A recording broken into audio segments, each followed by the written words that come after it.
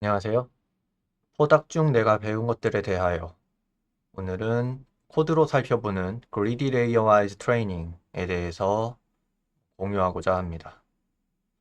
오늘은 2023년 3월 13일 월요일입니다. 네, 안녕하세요.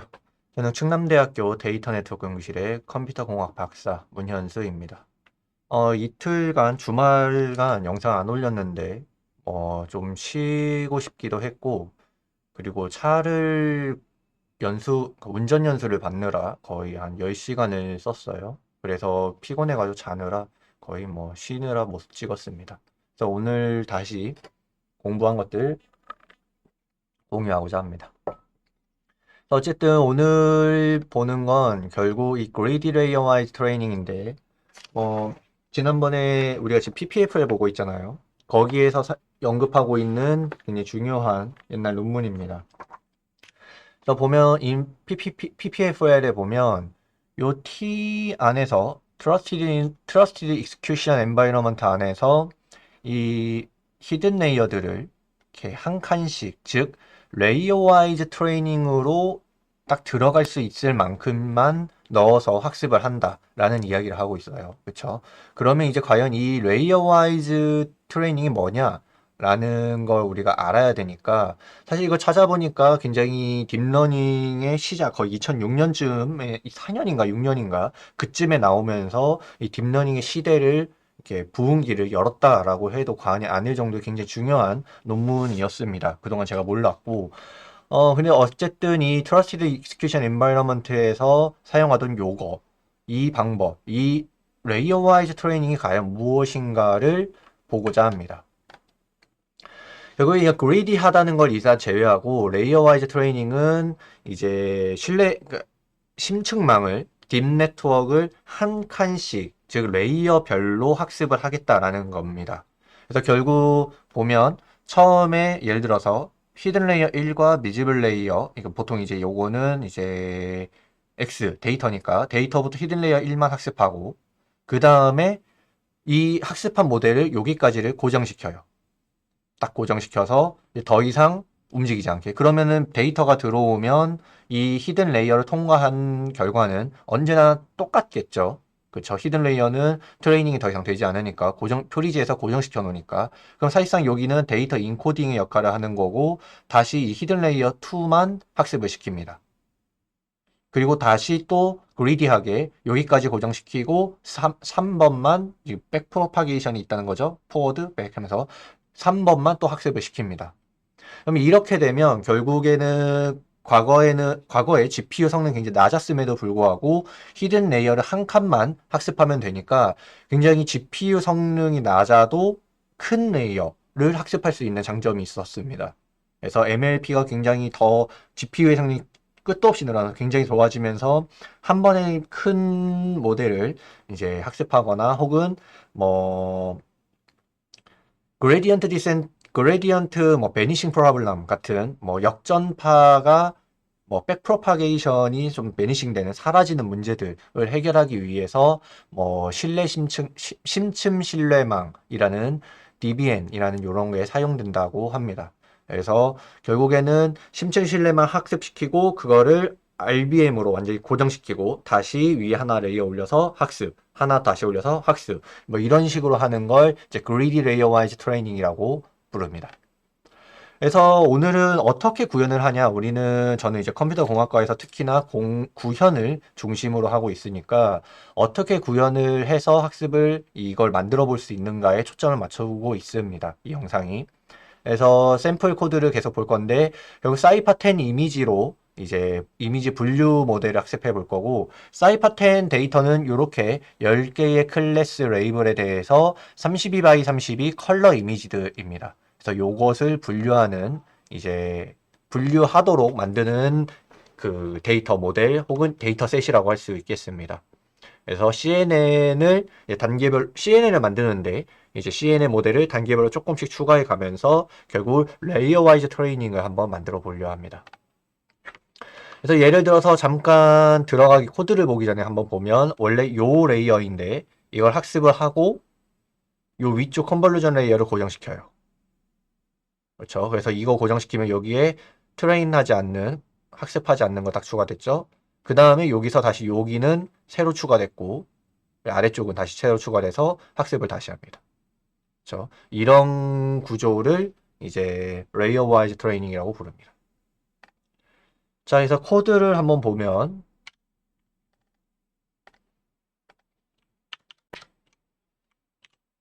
코드를 보면 여기는 뭐 그냥 간단한 이제 임펄트, 특히나 텐서플로우를 저는 여전히 이용하고 있기 때문에 텐서플로우를 추가하는 코드고, 이제 그림 그릴 때 한글을 쓰기 위해서 그냥 몇 가지 나눔 코딩이라는 폰트를 가지고 오는 뭐 이런 내용들입니다. 그래서 결국 여기서 텐서플로우의 케라스가 텐서플로우 안에 들어갔으니까 지금 케라스에 있는 사이파텐을 불러와서 이미지 개수를 보면 테스트 이미지가 5만 개, 검증 이미지가 1만 개, 총 6만 개의 뭐 비행기부터 트럭까지의 10가지 레이블에 대한 이미지가 딱 있습니다. 그러면 각각 레이블별로 5,000개씩 있다는 이야기죠. 그렇죠? 테스트 검증, 테스트용 이미지는 100개씩 있다는 이야기, 1,000개씩 있다는 이야기고. 그래서 레이블은 여기 들어가 보면 나오는데 결국 비행기부터 트럭까지 이렇게 저장이 되어 있습니다. 데이터, 이 로드 데이터에서는 설명이 안 돼서 직접 여기 올라가서 사이트에 들어가서 확인해야 합니다.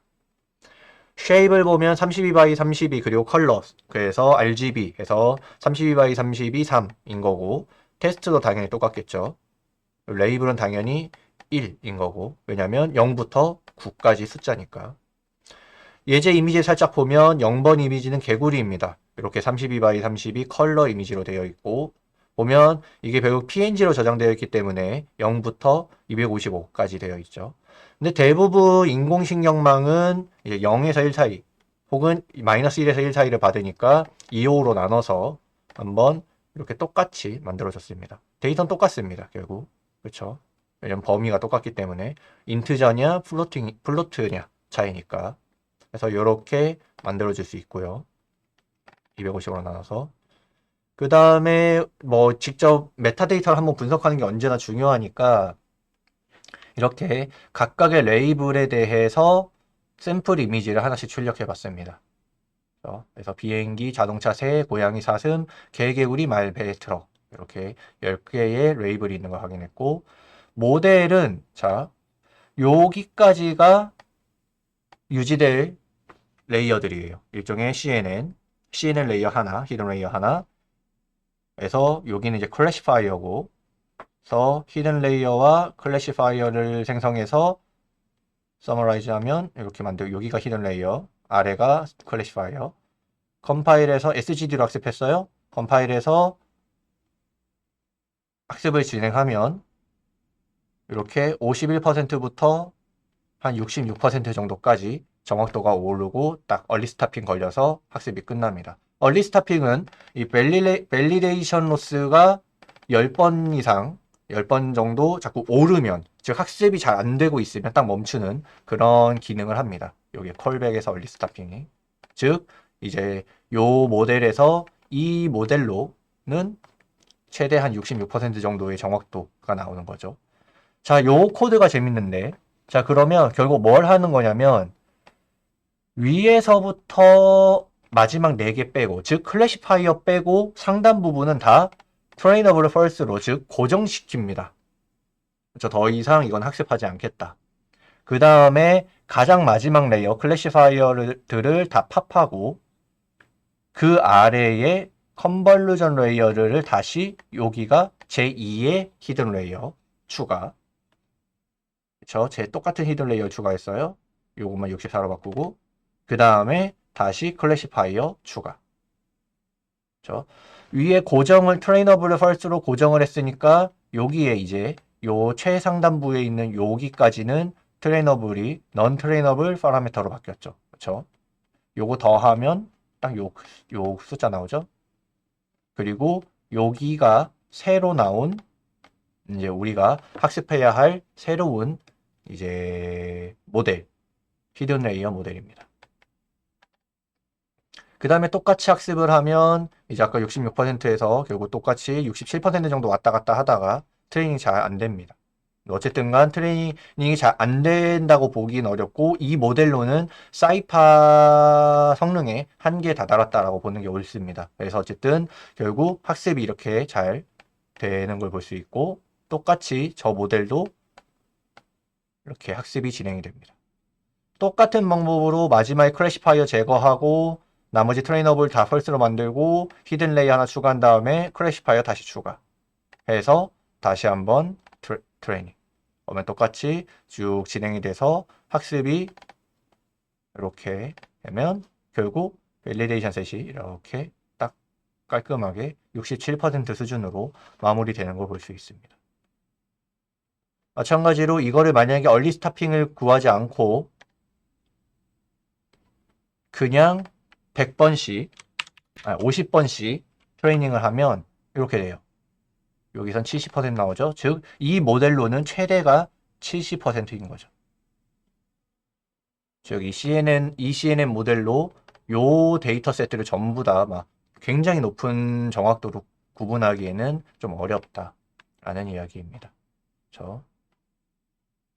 그래도 굉장히 고무적인 건 어쨌든 간 레이어를 쌓으면서 여기에 있는 어큐러시들이 계속 지속적으로 오르고는 있어요. 그쵸?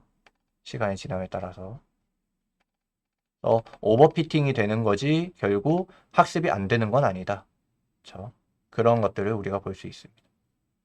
그래서 이것들을 이런 식으로 동작한다는 걸 요 T 안에서 어떻게 레이어 와이즈 트레이닝이 이루어졌는지 좀 공부를 해보았고 조금 더 저 PPFL을 파서 제 연구에 도입하도록 하겠습니다. 오늘 영상은 여기까지 할게요.